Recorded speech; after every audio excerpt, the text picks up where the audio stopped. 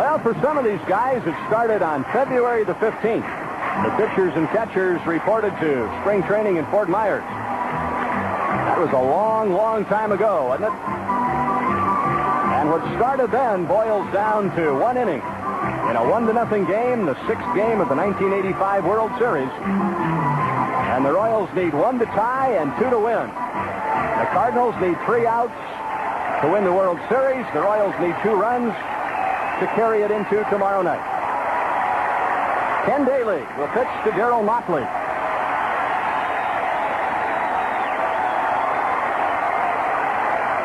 Motley batting for Sheridan. And now Whitey Herzog coming out. Todd Worrell has been throwing in the bullpen.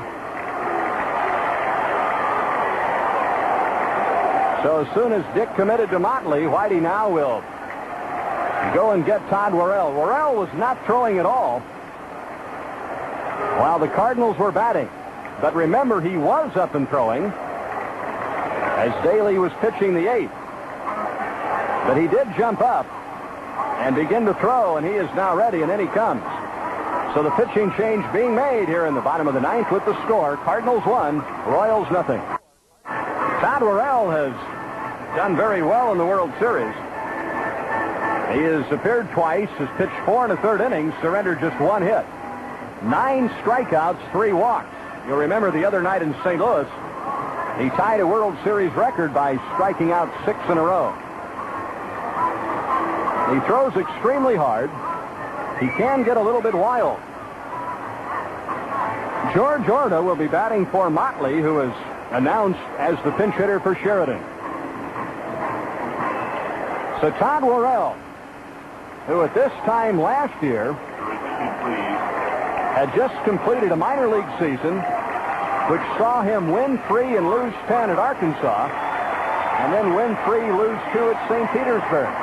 There was no indication whatsoever when Todd Worrell's minor league season ended last year that he would be pitching in the World Series in late October '85, but here he is, and he stands between the Royals and a 7th game of the World Series tomorrow night. Here we go. George Orta takes the pitch for a strike.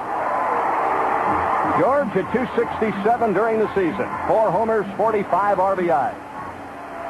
Royals need 1 to tie. They need 2 to win. Worrell's pitch fouled off, strike 2. Steve Balboni will be next, and then Jim Sundberg. 0-2 on George Orta. George, a low fastball hitter. The Cardinal outfield deep, guarding against an extra base hit. First and third baseman guarding the lines. Here's the 0-2 pitch. High pop foul, twisting toward the crowd. There will be no play. Still 0-2 on George Orta. 41,628.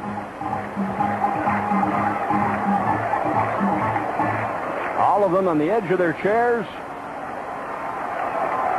and a little perspiration in the palm of their hands. The 0-2 pitch.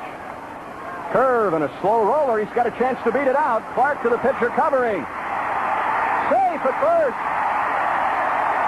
And the Cardinals are screaming. Worrell claiming that he kicked the bag. John Dinkinger of the American League is the umpire at first, and he ruled safe. Whitey Herzog out there. And now the Royals have the tying run at first. Orta hit a little chopper.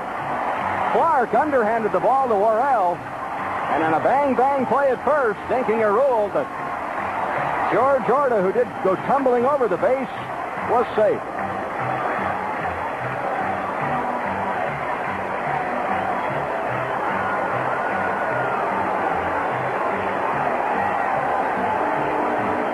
We're taking a look at the replay now.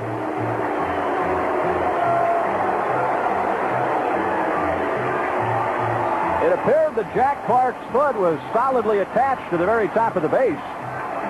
I must report that to you in all honesty. And now Steve Balboni will be coming up. He represents the winning run.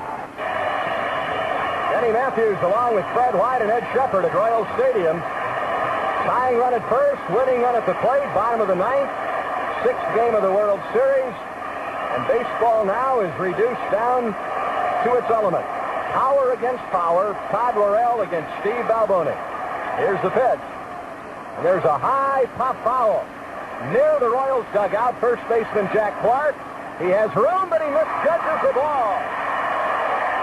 And it drops in front of the dugout untouched. No balls and one strike on Steve Balboni.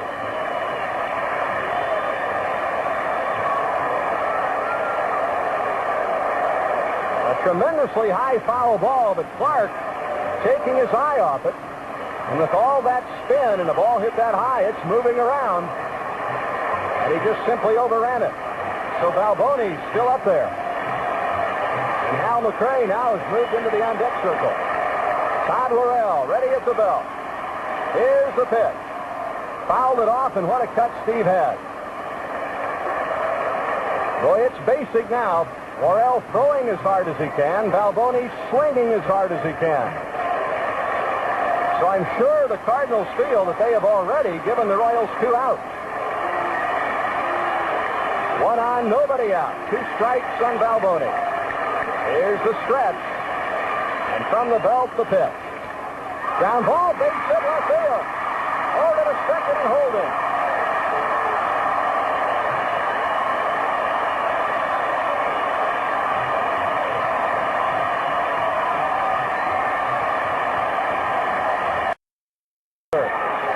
And Worrell looking for a double play ball or a strikeout. Here's the stretch. And from the belt, the pitch. He's bunting, and he gets it down. The play will be cleared. The throw, he's out. Worrell hesitated for a moment, and it appeared that in that hesitation, in that split second, that he had lost the play, that he fired the ball to third. A force out at third on George Orta. And now Hal McRae coming out to bat for Buddy Biancalana. So the Royals were still bunting with 2 strikes on Sundberg. He got the bump down, but he had to bunt it right back to the pitcher. He had to make sure that he got the ball down in fair territory. And he bunted it hard and right back toward Worrell. 9-hitter during the season. 14 home runs, 70 RBIs. And Matt, knowing him as I do, still thinking and stewing about his swing against John Tudor in St. Louis the other night. He was not a selective hitter at that point. He went after the first pitch. Todd Worrell's first pitch. Low ball 1. St. Louis. The 1-0 pitch, Worrell to Hal McRae. Breaking ball, gets away from Porter, and the runners are going to move up.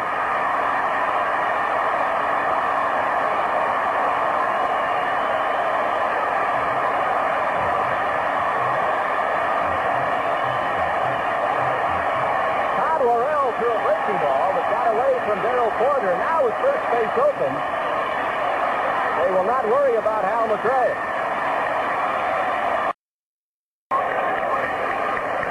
So Dane Orge, who had a sensational World Series for the Cardinals against the Milwaukee Brewers in 1982, can now turn the table on his old team. Bases loaded, 1 away. A base hit would win it. A double play would end it.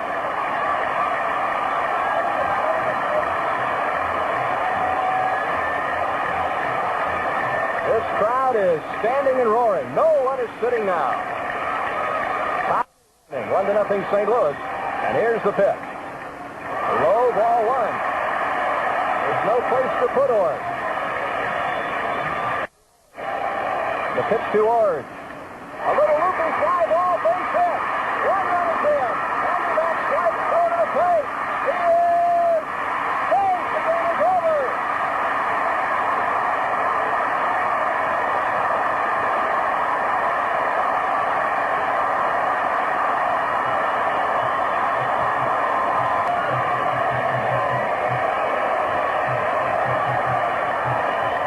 This hitter, Dane Orge, singles to right field, driving in the tying and the winning run.